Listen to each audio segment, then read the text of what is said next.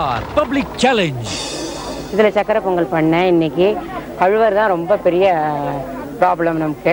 பண்ணும்போதும் சாப்பிடும்போது ரொம்ப என்ஜாய் பண்ணுவோம். அதுக்கப்புறம் தான் பெரிய தலைவலி. விம்பாரை ட்ரை செய்யலாமா? இது எப்படி போகும் இந்த மாதிரி பாத்திரத்துக்கு? ட்ரை செய்து பாருங்க.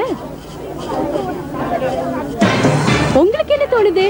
இவங்க பாத்திரம் கிளீன் ஆகுமா? ஜெயிச்சா கிடைக்கும் 1 வருஷத்துக்கான இவங்க பவுடர் இலவசமா வருது.